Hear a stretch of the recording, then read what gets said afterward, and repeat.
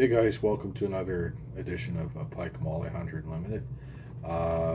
Today's episode is going to be about how to make a quick strike rig from scratch. I was one of those fishermen when I first started out. I don't know if you guys were like me and ended up going into a place like Cabela's or Canadian Tire, and you'll see those Northland tackle quick strike rigs are like $9 or $10, and it's well, what I'm about to show you, you'll never have to spend that kind of money on a quick strike rig again. I'm going to show you in this video how to make it from start to finish, and how simple it is. And I've caught a lot of my own pike on my own rigs, and I haven't had to spend $9 or $10 on in a long time. A lot of these products you can find in the fishing stores, and the fishing hole sells them. They sell bait leader wire, a crimper. A lot of these places have the tools that you'll need, and I'm going to get into the video here and start to finish on how to make one. Hey guys, so here's a Predator rig, Northland Predator rig there. Picture of it, see it's $8. I'm just gonna go into the tutorial here of how to make it here. So we got our bait leader wire here. This is 35-pound proof. Got our crimps, Falcon crimps from the fishing hole. Got a little crimping tool there. I bought it's a Rapala one. So I'm gonna take my my crimp, gonna put it in the wire there, and just kind of feed it through the hole here, as you can see. And we're gonna take that and we're gonna slide it up. You got to make sure your two back ends are even when you're doing this. Pull it and give just enough room there to leave that out so you can put your line in there. And then we're going to take our crimping tool. You can see the little teeth in there, so we're going to crimp this top part here. And I'm going to start with the top, and just going to kind of fidget with it here a little bit. You can't really see what I'm doing, but I'm just kind of crimping that down so it's nice and tight. You want to make sure these things are crimped really tight. That way you can ensure you're never going to lose a big pike or smaller pike and whatnot and have you. So I'm just kind of crimping around the top of this thing, making it sure it's nice and tight. And then I'm just kind of rounding it out there, make sure it's all good and easy.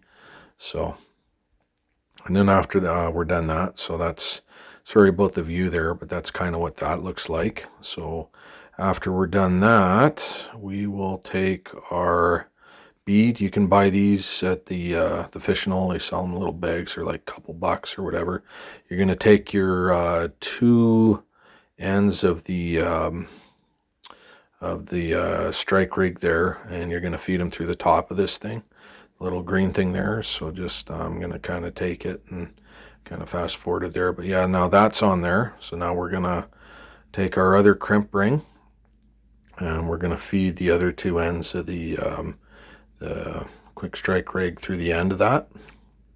So I'm going to pull that back, make sure it's just a little bit, not too tight, but just a little bit kind of loose, so you can kind of get that. Grab our crimping tool again, and I'm going to crimp this little guy down and get him as nice and snug as I can, kind of like I did to the top one. But you want to leave just a little bit of room to play with, so that moves around a little bit. You don't want it too tight and you don't want it too loose.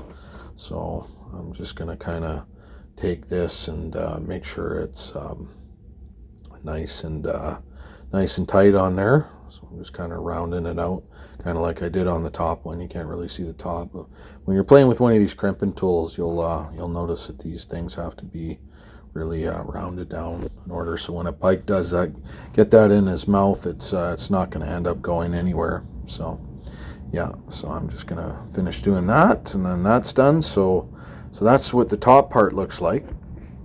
So we're finished our top part. Now what we got to do is we got to get our daiquiris on there. So I'm going to grab the little blades here. You can pick these up at the fishing hole as well. Cabela's might sell these things, but we want to take our end there. And this little blade that I'm about to grab here is I find these colors work really good for pike, like silver, usually green or yellow, but these ones are pretty good. You know, your 5 or 10 pound pike, make sure that goes the top part with the beaded part kind of goes in the end, and then we're going to grab a little red bead here that's just going to kind of go down the strike rig there, and then after that we're going to grab another one of our hook, and that's an eagle claw hook. I like using those. Haven't lost very many fish on those. You pick those up at the fish knoll as well. So then we're going to take their crimp ring here and make sure we just get that go down a little bit. Take about that much wire there, and then just take a little bit, probably about an inch, take it and just kind of feed it through the crimp ring here.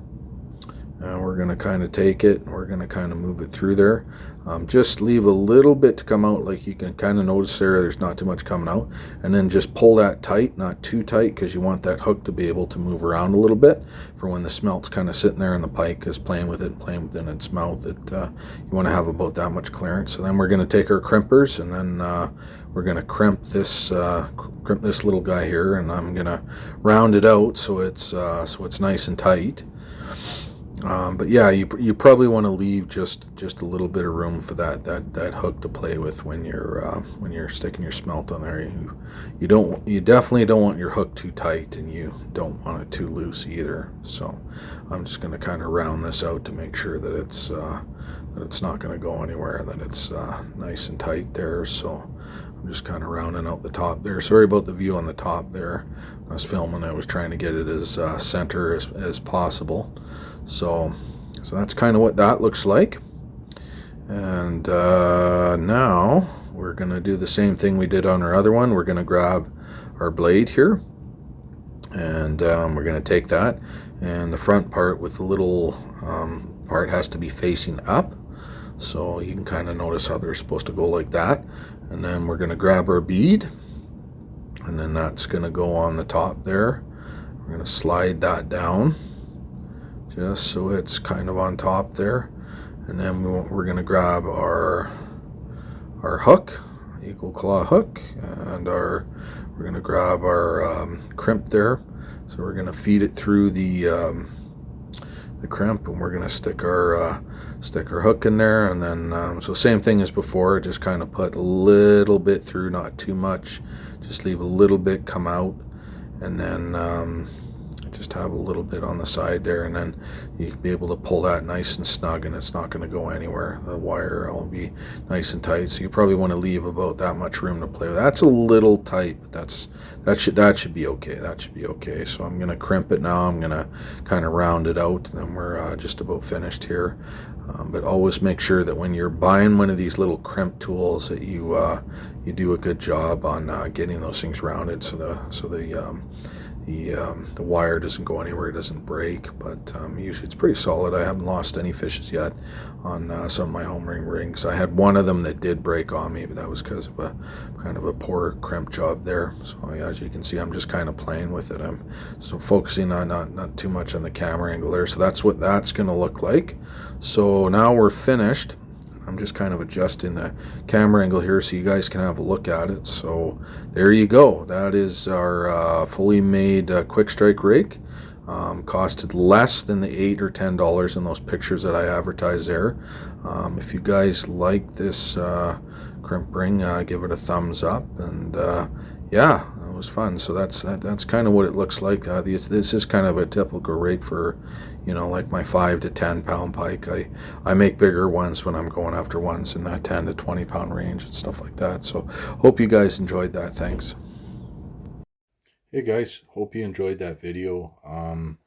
Yeah, so I'm trying to get my subscriber count up. So if you guys like this video, what I'll do is if I get up to 50 subscribers, what I'm going to do is I'll take some emails of some of the people subscribing, and I'll send out some of these homemade pike rigs that I made. I'll send out like a pack of 4 or 5. So if you guys like this video, I'll send out some of these homemade pike rigs to you if you like that. But yeah, hopefully this info will save you a little bit of money, and so you're not having to go and spend 8 or 9 or 10 bucks on one of those Northland strike rigs there. So, anyways, hope everybody's having a good New Year. And this week it's the cold snap's over, so going to be heading out and doing lots of fishing this week. I'm looking forward to that, and maybe I'll try out some of my homemade rigs here. And if you guys like them, let's try to get that subscriber count up to 50 subscribers, and the 50th subscriber will get a package of these homemade pike rigs. They've worked pretty good for me, and I'd like to pass some of those on, and maybe that some of that information can save you guys some money when you're going out to spend money, because I know spending money on tackle can be pretty expensive, right? We got to save every penny that we can get. Anyways, thank you for tuning into this episode, and we'll see you again. Thanks.